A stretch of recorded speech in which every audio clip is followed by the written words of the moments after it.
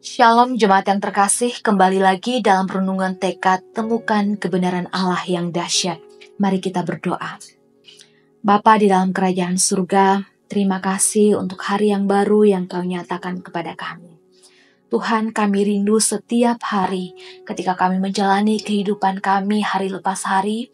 Kami rindu sebanyak itu pun kami mengalami pertumbuhan di dalam pengenalan dan juga pengalaman bersama Engkau. Dan biarlah firman Tuhan yang menyapa kami pada pagi hari ini. Pada hari ini Tuhan menolong kami untuk semakin bertumbuh di dalam Engkau. Berbicaralah Tuhan, firman-Mu hari ini akan menolong kami semakin mengenal Engkau secara pribadi. Dalam nama Tuhan Yesus kami serahkan waktu ke depan. Amin.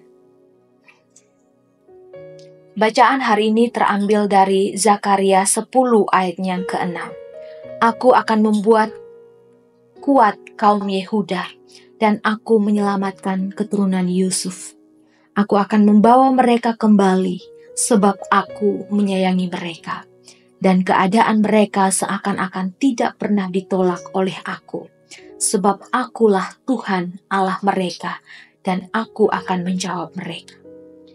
Kita mungkin pernah mendengar kisah seorang yang terjerat dalam kehidupan kriminal, lalu akhirnya dipenjara dan merasa hidupnya telah hancur.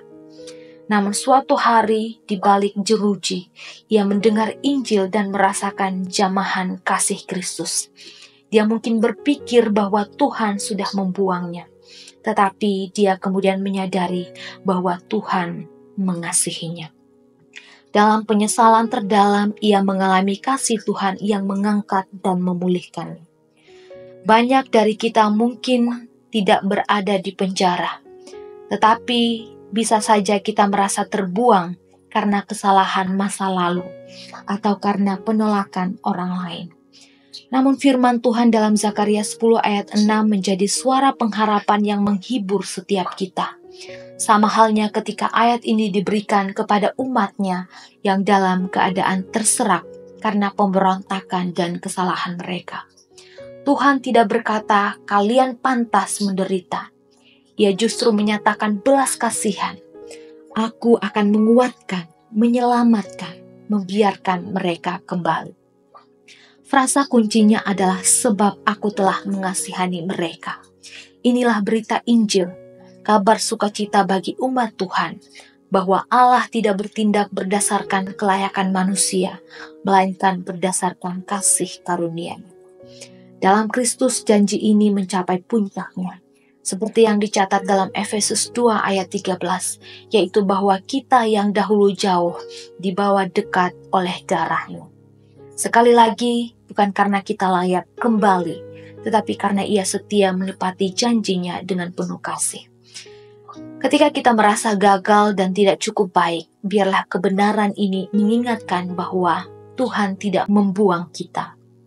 Dia mengundang kita kembali, bukan untuk diadili, tapi untuk dikuatkan dan dipulihkan. Saat iman kita lemah, Ia menguatkan. Saat kita merasa tidak layak, Ia mengasihi. Di saat kita berseru, Ia menjawab. Tuhan kita adalah Allah yang memulihkan dalam kasih-Nya, yang tidak berubah. Kita menemukan identitas yang sejati, yaitu bahwa kita bukan orang buangan, tetapi anak-anak-Nya yang dikasihi-Nya. Mari kita berdoa. Kami bersyukur Bapa bahwa Engkau tidak pernah membuang kami, bahwa Engkau tidak pernah meninggalkan kami. Sebaliknya Engkau memberikan pengharapan, membawa kami kembali, dan memberikan pemulihan kepada kami sepenuhnya.